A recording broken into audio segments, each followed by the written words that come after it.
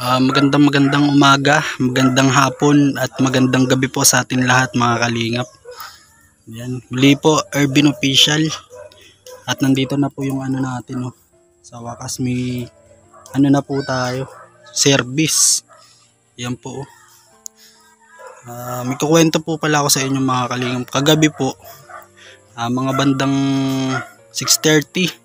Yan, pinaayos po natin to. Pinalagyan din po natin ng tapalodo at side mirror. Yan, inabot po tayo ng gabi kakapaayos ng motor. Sa hindi po inaasahan yung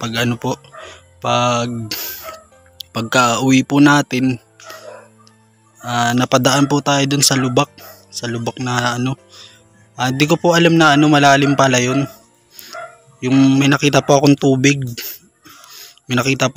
kala ko mababaw, kala ko pantay yun sa sa lapag, pantay sa bato. Yun po pala malalim po pala yun. Hindi ko po napansin. Kaya po ay mga kalingap ay nasemplang po tayo kagabi. Yan, no.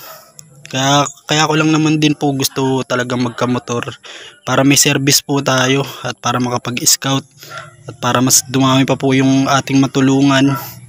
Ito po mga kalingap po, na disalign po yung natin.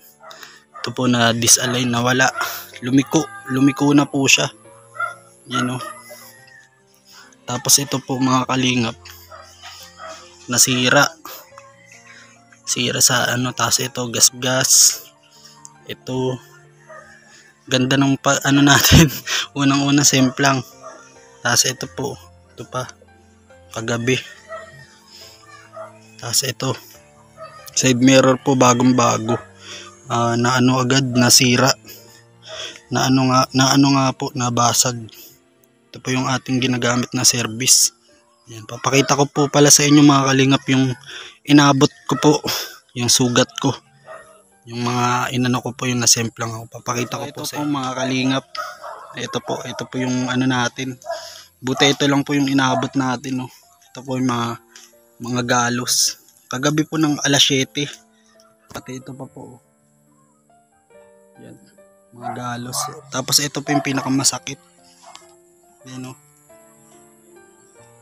Nilagyan po natin ng malunggay para mawala po yung maga. Meron pa po tayo dito sa kuko, sa mga tuhod. Yan, marami po yung mga kalingap. Pero okay na naman po ako, hindi na naman po masakit. Natakot nga po ako, buti na lang talagang ginagabayan tayo ng ating Panginoon. Yung helmet ko po kasi nagamit, nasemplang po ako, basag po mga kalingap. Biruin nyo kung wala po akong helmet nun, talagang baka isipin nyo po kaya sumemplang ako, hindi porkit baka isipin nyo na nakainom. Hindi po, nagpaayos lang po talaga ako ng motor. Inabot po ako ng gabi, kaya po ganun. Kaya nga po dun sa butas na nadaanan ko, bandang Pasig, mga kaya po dun po tayo nasemplang. Ito po sa hindi inaasahang pangyayari mga kalingap po.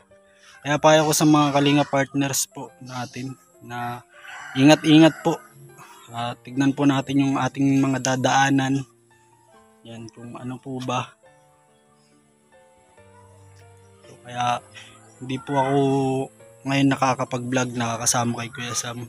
Gawa nga po kasi nito, kakagaling lang po ng pigsa natin, lang po, kakaalis lang ng lagnat natin. Ito na naman po pumalit, nagkabangas-bangas naman po tayo. Yan, tapos medyo nilalagnat pa po tayo mga kalingap. Ito po yung motor na po natin, panglingap. Ito po yung ating motor na nabili, unang bili, na sinemplang tayo. Yan, hindi pa ako masyadong makangiti. Yan. Yan, payo ko po sa mga nagmomotor dyan, ingat po tayo lagi at dahan-dahan lang tayo magpatakbo. Ako naman po, dahan-dahan lang naman po ako magpatakbo. Hindi naman po talaga mabilis. Kasi po nag-iingat po talaga ako. Hindi po ako yung tipong pag nagmumotor mabilis. Hindi po. Mabagal lang po talaga. Talagang na ano lang po tayo dun sa butas, kaya po tayo na ano, na aksidente. Yan. So yung mga kalingap, alam niyo na po ang dahilan. Yan, maraming salamat pati kay Kuya Sam Ashley. Talagang tinulungan po talaga ako ni Kuya Sam Ashley. Pinuntahan niya po ako agad sa pinangyarihan. Yan, maraming salamat sa mga walang sawang suporta. Yan, sa amin dalawa ni Kuya Sam. Sa mga kalingap partners, maraming salamat sa mga OFW, sa mga hindi nag-i-skip ng ads. Maraming salamat sa mga senior, sa mga bago po nag-subscribe sa akin. Maraming salamat po talaga sa lahat ng Team Puyaters. Yan. Bali hanggang dito na lang po ang ating video. Inaalam ko lang po sa inyo kung anong sitwasyon po natin ngayon. Yan. Maraming salamat po. God bless po sa atin lahat. Bye-bye!